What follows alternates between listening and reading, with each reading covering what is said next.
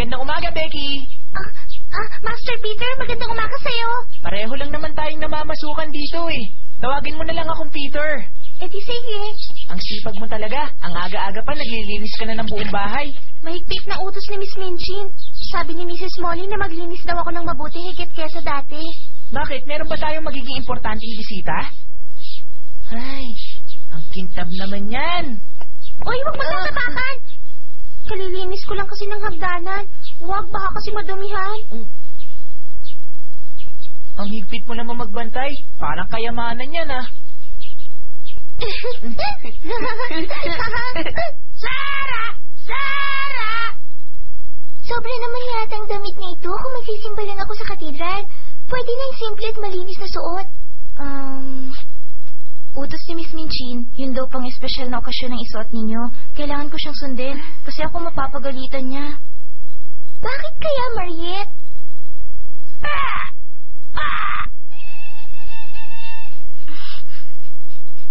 Nakakainis talaga. Ano ba namang klaseng buhok ito? Saan kaya yun? Jessie, hindi ba mukha na ako mapayat sa suot ko ito? Kahit anong gawin mo, Gertrude, hindi pa rin. Mabuti pa si Lavinia na lang ang tanungin ko. Lavinia, mukha na ba ako mapayat?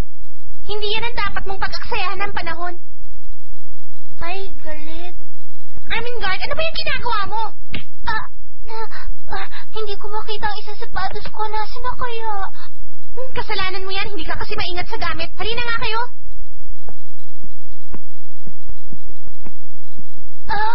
Sandali lang.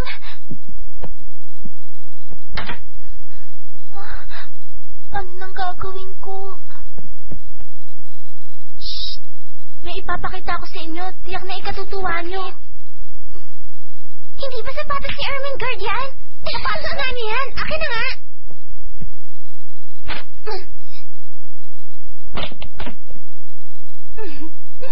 Sa ginawa mong yan, si Sarah makakakita niyan. Alam ko yun. Kapag nangyari yun, aakalain ni Ermengarde na si Sarah may kasalanan kaya hindi niya makita ang sapatos niya. Pagbibintangan niya si Sarah. Oo nga, tama. Siguradong magkakagalit mula ngayon ang dalawa. Mag-aaway sila. Mahuhuli sila dahil sa pagtatalo. O, halina kayo.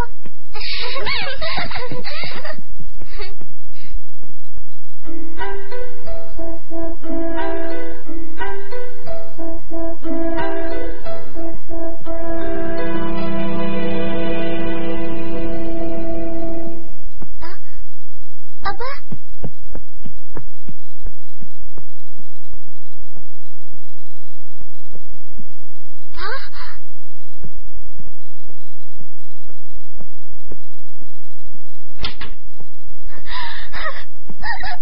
Ermengarde!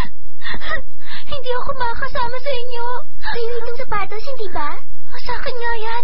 Saan mo nakita? Nakita ko na nakakarat lang dyan sa may hagdan. Paano napunta doon? Hindi ko alam. Ang mabuti pa, magmadali na tayo. Baka maiwan nila tayong dalawa. Tumahan ka na sa pag-iyak, ha? Maraming salamat, Sarah. Halika na. Oo, sige.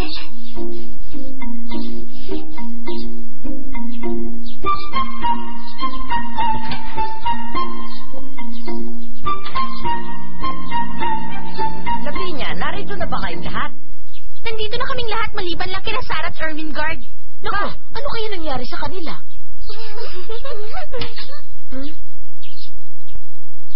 Naku! Patawad po kami. Ermengarde, ikaw, Sarah. Oh?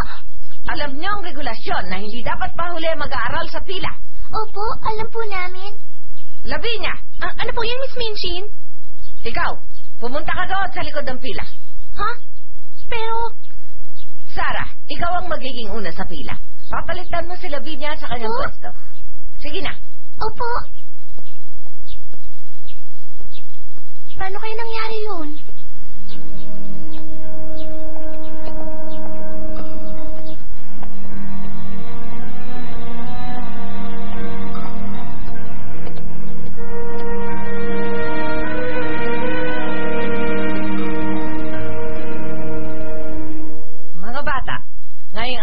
makikita natin sa simbahan ng mga kagalang-galang ng mga tao, isa na doon ang may bahay ng ating mayor. O Umasal kayo ng tulad ng mga bababait na mag-aaral ng eksklusibong paaralang ito. Kaya pala, gusto niyang mapansin ng mga tao si Sarah.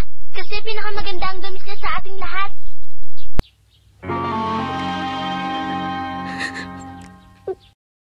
Sarah, aalis na tayo. Opo.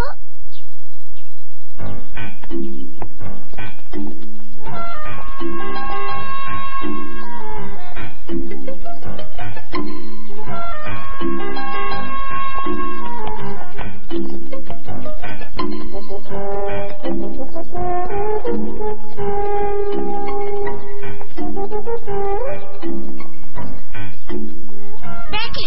Anong nakatunganga ka na naman dyan? May bisita tayo mamaya! Linisin mong mabuti ang mga silid-aralan! Ito po. Napakatamad niyang bata!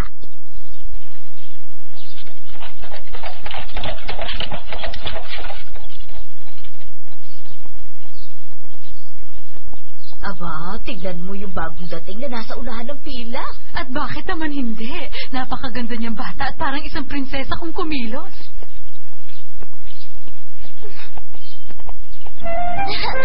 Dalihan natin, Daddy!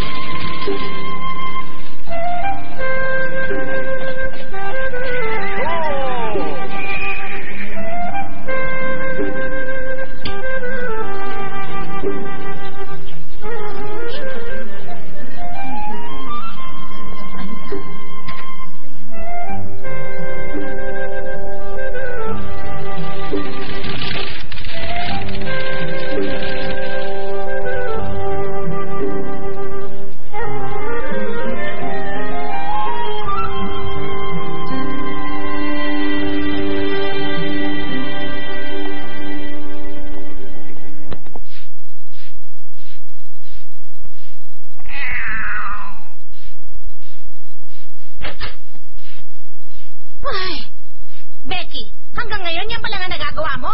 Bilisan mo at pupunasan mo ba ang mga salamin? Opo, bibili. Ikaw bata ka, kahit kailan wala kang ingat! Patawad ka, Miss Molly. Hindi ko po sinasadya. Basang-basa tuloy yan sa head. Patuloyin mo yan. Kung hindi, lagot ka sa akin. Punong-puno na ako sa iyo talaga. Patawad po.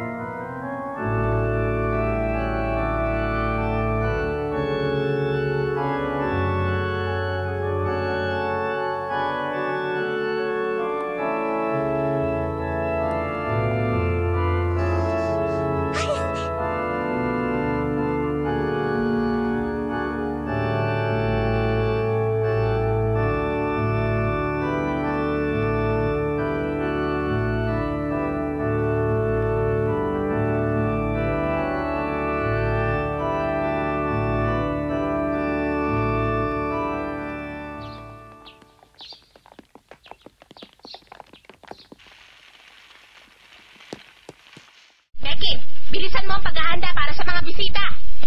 Opo, Miss Molly. Salamat po, Miss Winston. Mga bata, maganda ang pinakita nyo kanina sa simbahan.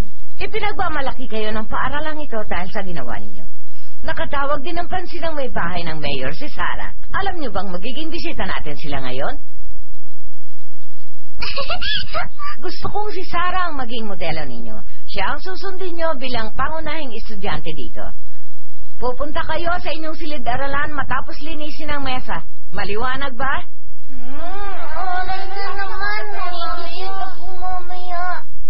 Becky, may mga importanteng taong darating mamaya. Dapat maging malinis at maayos ang lahat. Higit mong pagbutihin ang mga gawa mo.